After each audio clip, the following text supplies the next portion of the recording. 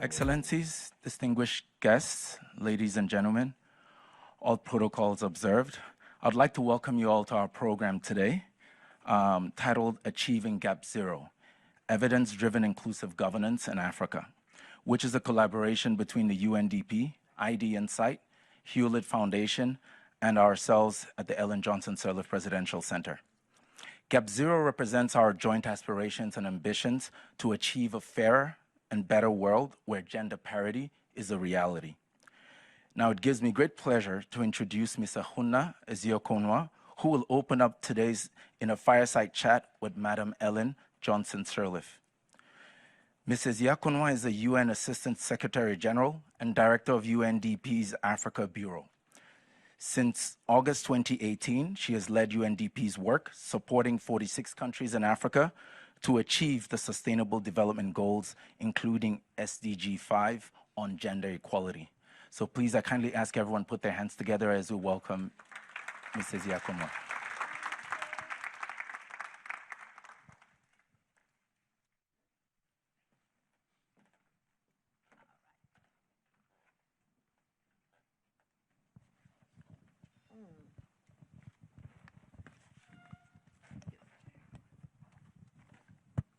Thank you to the young man who calls me Auntie Ahunna. Good morning, ladies and some gentlemen. It's wonderful to have you here this morning, and I want to really recognize some of the phenomenal women in this audience and some phenomenal men as well who have been working for women. But there is one phenomenal woman among us, and I'm sure you're all desperate to hear her. And it's really an honor that UNDP was able to join the center and others to convene what I think is really a timely forum to look at this important topic from an experiential point of view, because we've come to a point where we shouldn't just be talking theory about this issue. And we want to hear today from a woman who has walked the path, who has been on a journey and on a mission with her own life, given her own life and everything she's got to this space. And she needs no introduction, President Ellen Sirleaf Johnson. We are all inspired by you all the time. Your stamina, not just intellectual stamina, but compassionate stamina to continue going and giving based on the experience that you have and your vision and your belief that the world could be different, actually, because if you didn't believe, you wouldn't continue doing it. And we're living in a world of huge uncertainties and actually a lot of depression and hopelessness around us as we look at sort of the globe and the lack of decisive leadership on a lot of things. But the African continent, I believe, is generating some hope.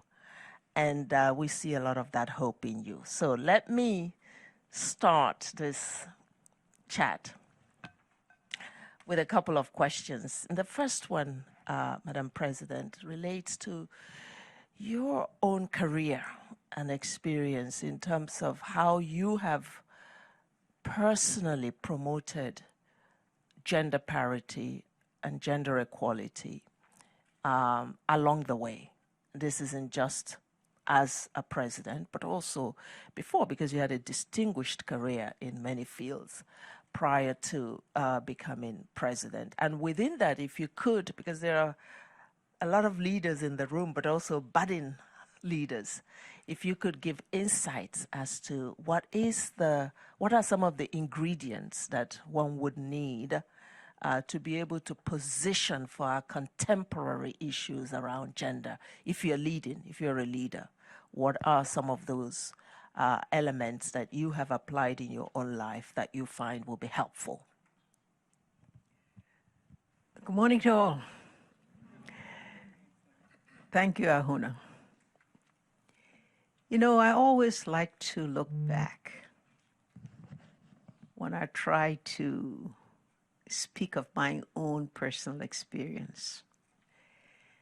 Looking back at all the many other women, the African women, who have done so much to try to make a difference in their societies, because I believe that's the inspiration. We always say that we stand on the shoulders of others, and certainly we do. Because if you look in every one of our country, you'll find one or two exceptional women who have gone beyond the call of duty to be able to carry out the mandate that they have.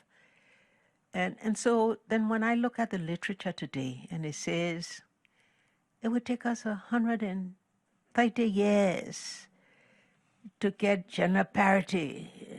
What do? Am I supposed to get discouraged and say, you know, wow, 130 years, we all won't be around? We are the young ones. But you know, the trouble with as slow as the pace is or perceived to be, I see a lot of progress around. I see so many dynamic young women ready to seize the opportunity. What does it take? We've gone through all of the obstacles, and we face the obstacle. You know, what is misogyny? What is patriarchy? All of those things that keep women back, male domination for many years. We continue to confront those, and that happens in all societies because that's the way the world has always been, that men have been dominating because women have played a role assigned to them. You may even say by God, because women take care of children, and we like to do that. Women are good wives, and we like to be that. But today, of course, we see a difference, a very strongly emerging difference of women who just want equity, justice, the opportunity to be what they want to be, in accordance with their own will, their own determination, their own work and enterprise. And that's the mission we have, all of us in this room, all of us and all the women over the world who are fighting for gender parity just want that, the right to be what they are. What does it take? First of all, I think it takes a determination by women themselves. And we do see that in so many places. I look at in our own center where we have 45 dynamic women in 19 countries, all pursuing just to have a higher position of leadership, to be able to be the one that makes the decision, to be able to be the authority. They have demonstrated their own personal commitment to a journey to take them to where they will be able to achieve their dreams. Our obligation is to support them. But that's not enough, right, Ahunna? That's not enough, right? No matter how strong their determination, Exactly. they're going, yes. What are they going to face? They're going to face the things I mentioned, right? Absolutely. The fences will still be there for them to climb. That's right. And you know what actually always fascinates me about you, Madam President, is we know that the journey for you has been rough. I've heard some of those experiences in the past, and I think actually once you were saying what you went through, you wouldn't wish on another woman, and that you would wish that it becomes easier for women who are coming up. Do you think it has become easier? Yes, it has, to a certain extent. Not at the pace we like to see. First of all, attitudes by men, changing attitudes. I see a few men here like Chris. Who who is a he for she, because he goes with us into some of the meetings and he stands up and says, I am a he for she, meaning I support women wherever they are. If they're competitive, they have an opportunity to be. Right. So the change of attitudes. We have other measures that we have to take. We have quota system. In many places, it's good. We make sure we tell people that quota system does not mean that you're not competitive. Because women want competition. We want to win on the basis of our ability, and of our own effort. We don't want giveaways. But we do have quota system that can be useful and has been useful in places. We have countries that have constitutional change. And we need to look at that and see how it applies. I mean, every country has to look at their own specificities and see how they can try to work toward change. And of course, general policy change, attitudes of men. We have to keep talking about it, and we still see a lot of progress in that regard. That's why you have more prime ministers that are women today, more ministers that are women today. Most of them are holding high executive position, also in international. We want to see more than that. Those are all the measures that can be taken. At the end of the day, every woman has to be prepared to be what she wants to be, to face the obstacles, to face it with the courage, the determination of what she wants, knowing that you will face obstacles. I faced it. Every woman who seeks higher position faces it. What is the weapon? What is it that equips a woman to face these obstacles? And some of them, as you know, are quite tough. I was just in another meeting, and we were talking about the market, the Africa Continental Free Trade Area, and someone asked me what inspires you to do what you do for women in this space, and I remember the concept of the African market woman. I mean, maybe it started from Nigeria, where I come from, and we often sort of imagine the market woman as a force, by herself. And what was her weapon? You always sort of look at this headgear. You think of the African market woman in the market with her headgear, and you think the headgear is the gele, so to speak, is there just as a fashion. It's actually what she uses to frighten off men who want to threaten her. Because the scarf comes out of the head, gets on the waist, and she says, bring it on. I'm ready for the fight. Like every woman, as you say, must understand that they will face these obstacles. But what is it that they're going to use to face these obstacles? Well, you just said some of it for market women. And even though they're market women, sometimes they're the strongest and more resourceful women in the society. Authority. We like to say we don't like power, right? Women don't like power. No. We like influence. But at the end of the day, when they throw that headscarf off and look at you with some strong eyes, that's power. The exercise of power, right? And so that's part of what it takes, the ability. But women also are good at compromise. At the end of the day, if she can't get her goods across, and she looks and sees that the power is too great to use the headscarf, then you can always talk to them and say, well, I'm going across because I got to feed people. I got to take care of people.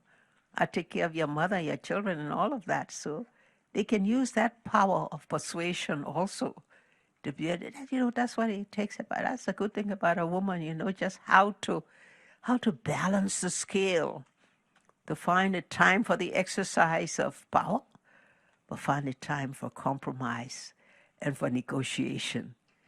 And that's why we have a peaceful world where we have women, right? Interesting.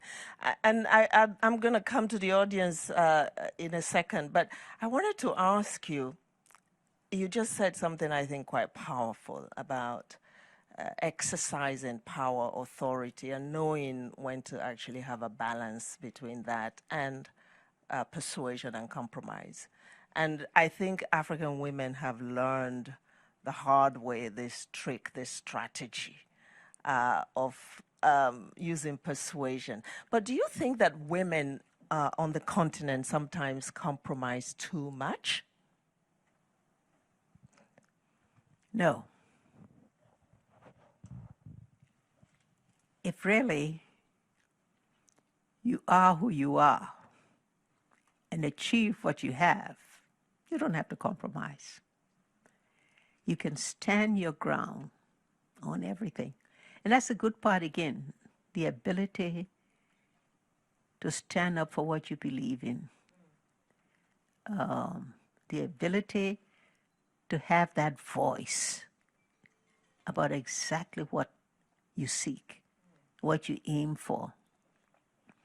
And I think the women who succeed are those who are able to exercise the ability to stand out, to be different. And not sometimes, like I say, we like compromises and negotiations and all of that. But there are times when there's no compromise. There are times when a decision, no matter how hard it takes, no matter how unpopular it makes you, that a woman has to take that decision. And I think we see it in so many women leaders around the world. If you look at it, I don't want to call names, but each of you know so many of them that have faced those kinds of hard decisions and have been able to make it work and to make things move forward without compromising their own personal values, you know. I'm going to ask you a very tough question here on that. Can you remember a moment, a time, a year when you were faced with this kind of choice and what you had to do in that moment, and what gave you that courage to do whatever you did? Ahunna, you're coming to talk, you know, those stories that are not supposed to be told now. But go ahead, let's hear it. What is that decision? Yes. When was this, a year ago? What was that hard decision? To go or not to go? What was it? Right.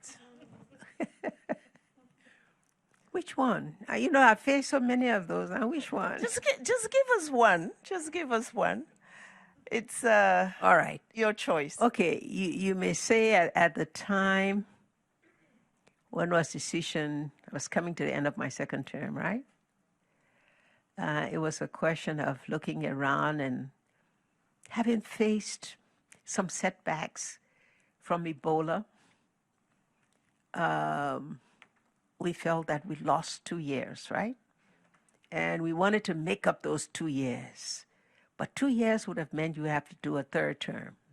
That's the only way you could have recovered the loss from that. Well, my choice finally was, it's more important for Liberia to have a transformation for the first time in 84 years.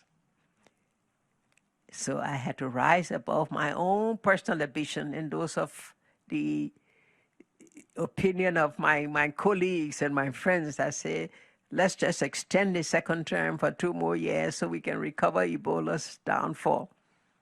No, Liberia needs this for the first time as an example. Can we clap for that, please?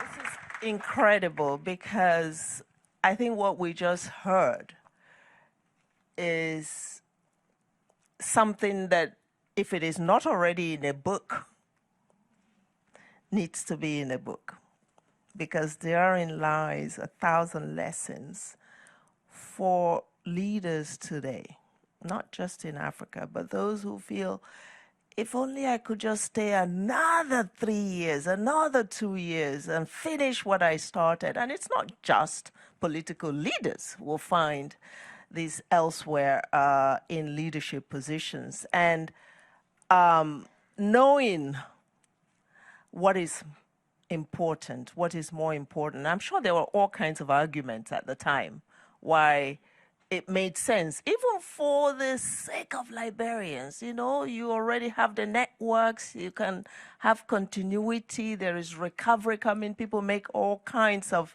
justifications, and we have the extension of these kinds of rules that are not necessarily welcomed by the people, but they are kind of imposed for all kinds of reasons. And this is partly why today, Africa, we see a reversal of constitutional order, because people are starting not to believe in democracy, even though that remains the only option that we have today.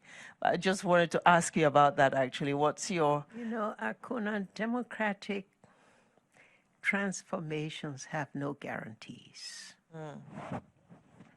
And that's the choice we have today, and that's the complexities in all our global arrangements right now, is when you respect the people's will, even the people don't know what are their aims and objectives will be up to you. And we have so many failures where transitions and transformations have been taking place very successfully, but you don't get the results that people want. But I guess that's what democracy is all about. And so what's my opinion about that? There's a changing world order. There will be means to look at new mechanisms where people's will prevail. But at the same time, choices will be so managed in such a way that one can ensure that there's continuity in the achievement of national vision, national goals. But that's always a challenge for all of us. Indeed, indeed. So as we start to wrap up, Your Excellency, I wanted to ask you about the gap zero, which is, you know, part of the topic we're talking about today. And in UNDP, we actually consider this at the heart of accelerating development, how this sort of accompanies the development trajectory of the continent. Why do you think is a priority? What this achieving gap zero? A lot of people are talking about net zero and all kinds of zeros, which are also vital for sustainability. Why is gap zero especially important for this landscape of development? I think one reason is that economic development will increase, will improve from the contribution of women. Women today are educated. Women are pursuing goals that are equal to those of men.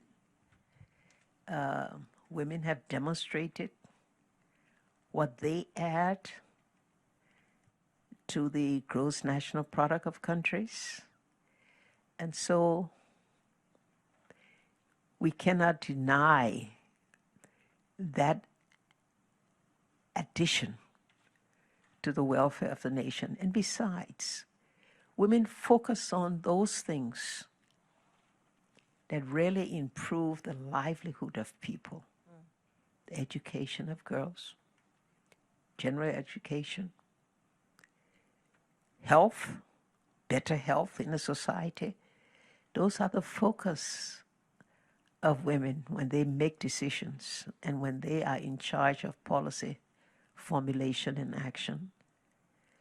And so to deny that is denying the welfare of the entire citizenry. you know, and what women brings to the development effort. And I think that's why today we're talking about ensuring that we reach this gap zero so that all nations can benefit not only from the 49%, but the 51% Exactly. that represent the women in the society. Very interesting perspective, what women bring to the development process. Often when we think of women, we think what you give them from development, right? And this is really turning the lens. It's not just about women passively receiving from development, it's recognizing that they actually represent the bigger half, the more significant I don't half. remember the numbers, but I think we're talking about so many trillions that I mentioned. Yes. In what, you know, what economies of the world would receive from the participation of women. Actually, we in UNDP did a study a few years ago, I think it was in 2016, that showed that Africa was losing close to $100 billion a year as a result of gender inequality, as a result of not empowering the women to take particularly that space, to occupy that space of contributing their half to the economy. So it's an economic issue. I want to end with one question from the audience for Madam President. The first person to have their hand up get this opportunity. Yes, we have a hand up there. You get the one golden question that will close us out. Please introduce yourself. Thank you very much. My name is Professor Adres Malata. I'm Vice Chancellor or President of the Malawi University of Science and Technology, first woman in my country to hold that position. Yoo-hoo! I'm really delighted to be here and to listen to Her Excellency. I've met her a couple of times in Malawi. But one question I want to ask you is, when everything is said and done, what would you like people to remember you for? Thank you.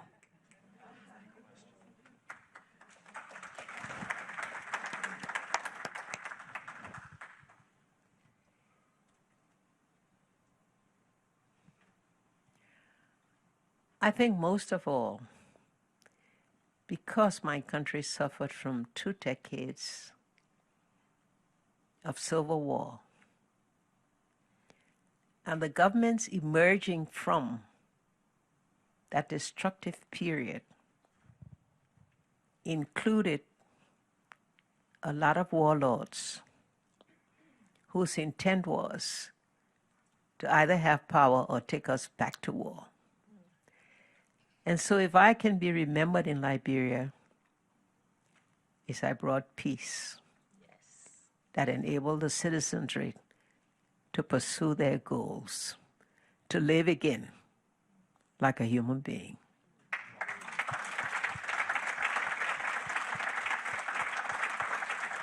Can we rise, please, and recognize Madam President? There is no development without peace. And today we have hope in Liberia and many others because of her work in that country, but her continuing work in other countries that are facing strife. We see her in South Sudan, we see her in Sudan, we see her in Mozambique, in Gambia. Everywhere she is applying this experience to bring this, to be an instrument for peace. And we thank you. Thank you. Thank all of you.